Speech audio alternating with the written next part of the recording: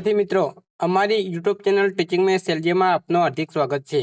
मित्रों, आज धोरण 7 में विषय विज्ञान तेमा पाठ 6 सजीवों में श्वसन तेमा जे स्वाध्याय आपेल छे ते स्वाध्यायनुं आज आपणे संपूर्ण सोल्यूशन करीशुं। जो विद्यार्थी मित्रों तमे पूरेपूरो विडियो जोशो तो तमने स्वाध्याय में ख्याल आवशे। जो मित्रों तमे चेनल में नवा हो अने हजू सुधी चेनल ने सब्सक्राइब ना करी होय तो चेनल ने सब्सक्राइब करवा विनंती, जेथी तमने जे नवी नवी अपडेटो आवे छे ते अपडेटो मळती रहे। मित्रों हवे वधु समय नहीं लेता आपणे स्वाध्यायनुं सोल्यूशन करीशुं।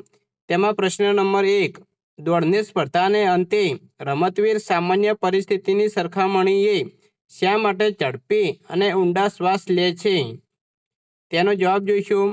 रमतवीरने दौड़नी स्पर्धा दरमियान झड़पथी दौड़वानुं होय छे। झड़पथी दौड़वा माटे शरीरने वधारे शक्तिनी जरूर पड़े छे। वधारे शक्ति मेळववा वधारे खोराक ग्लूकोजना अणुओ तोड़वा વધુ ઓક્સિજનની જરૂર પડે છે। કોષોને વધારે ઓક્સિજનનો જથ્થો પૂરો પાડવા વધારે ઝડપથી શ્વાસોશ્વાસ કરવા પડે છે। આમ સ્પર્ધાના અંતમાં રમતવીર સામાન્ય પરિસ્થિતિની સરખામણીએ ઝડપી અને ઊંડા શ્વાસ લે છે। આગળ આપણે પ્રશ્ન નંબર 2 જોઈશું।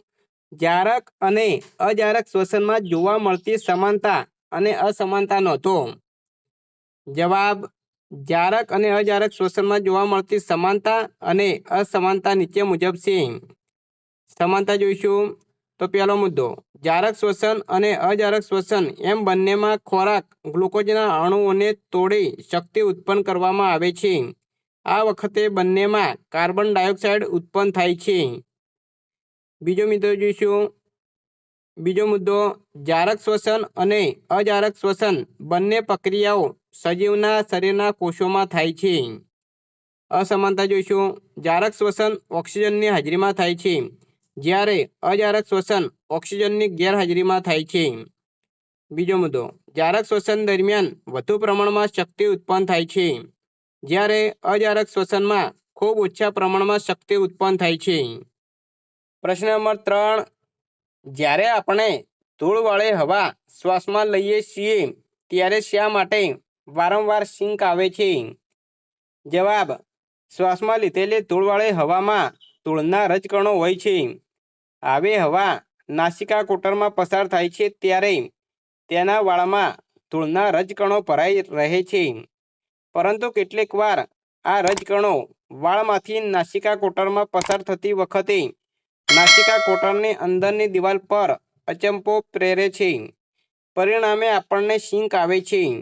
છીંકો દ્વારા આ રજકણો ધક્કા સાથે બહાર નીકળે છે અને ધૂળના રજકણો વિહીન ચોખ્ખી હવા શરીરના શ્વસન માર્ગમાં આગળ વધે છે।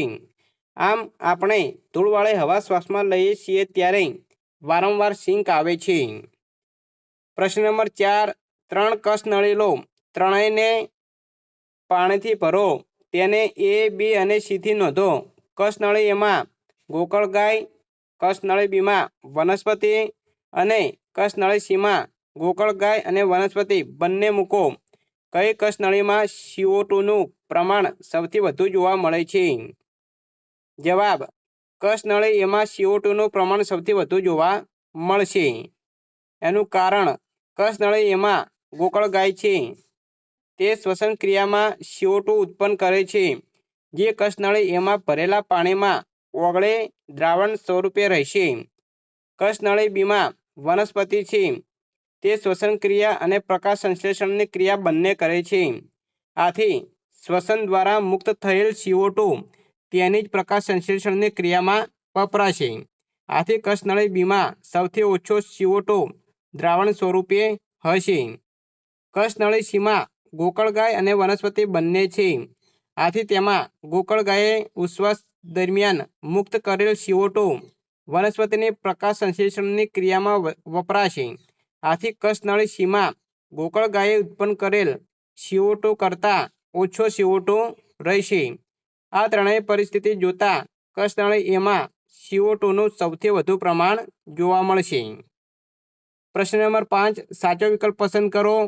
તેમાં 1, વંદામાં હવા ખાલી જગ્યા દ્વારા શરીરની અંદર પ્રવેશે છે। અહીં 4 ઓપ્શન આપેલા છે, તેમાં સાચો જવાબ આવશે C, શ્વસન છિદ્રો। બે ભારે કસરત દરમિયાન પગના સ્નાયુઓ ખેંચાઈ જાય છે કારણ કે તેમાં ખાલી જગ્યાનો ભરાવો થાય છે. તો જવાબ આવશે બે લેક્ટિક એસિડ. 3 આરામદાયક સ્થિતિમાં પુખ્ત વયની વ્યક્તિમાં 1 મિનિટમાં શ્વસન દર. જવાબ આવશે બે 15 થી 18. 4 ઉશ્વાસ દરમિયાન પાંસળીઓ ખાલી જગ્યા. તો જવાબ આવશે બે નીચે તરફ જાય છે. જો વિદ્યાર્થી મિત્રો તમે ચેનલમાં નવા હો અને હજુ સુધી ચેનલને સબસ્ક્રાઇબ ના કરી હોય તો ચેનલને સબસ્ક્રાઇબ કરવા વિનંતી. પ્રશ્ન નંબર 6 જોઈશું. કોલમ 1 માં આપેલી વિગતોને કોલમ 2 સાથે જોડો. અહીં કોલમ 1 ડાબી બાજુ આવેલી છે અને કોલમ 2 જમણી બાજુ અહીં વિગતો આપેલી છે તેને આપણે જોડીશું. તો પહેલા કોલમ 1 માં આપેલું છે ઈસ્ટ. તો સાચો જવાબ આવશે સી આલ્કોહોલ. આલ્કોહોલ સાથે જોડીશું. ઉરોદલ પટલ. તો જવાબ આવશે ઉરસ ગુહા એટલે ડી સાથે જોડીશું. ત્રીજામાં આપેલું છે ત્વચા. તો ત્વચા દ્વારા શ્વસન કોણ અળસિયું કરે છે એટલે એ સાથે જોડીશું. ચોથામાં આપેલું છે પર્ણ. તો આવશે પર્ણરંધ્ર એ સાથે જોડીશું. માછલી.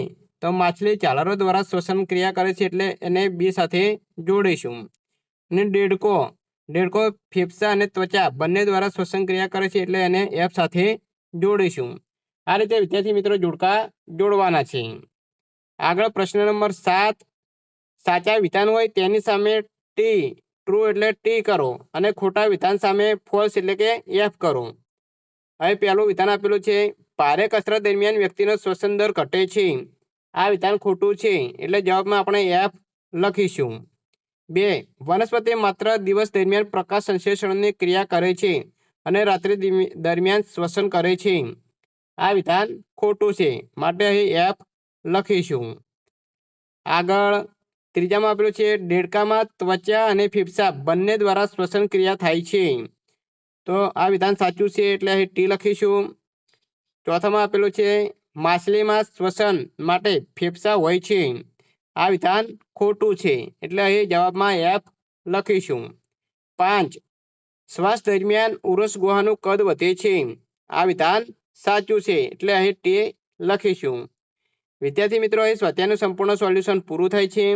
જો મિત્રો વિડીયો સારો લાગ્યો હોય તો લાઈક કરો, શેર કરો અને સબસ્ક્રાઈબ કરો તથા ધોરણ 7ના વિજ્ઞાન વિષય અને બીજા વિષયના સ્વાધ્યાયના સોલ્યુશન અહીં ચેનલમાં મૂકેલા છે તે તમે જોઈ શકો છો.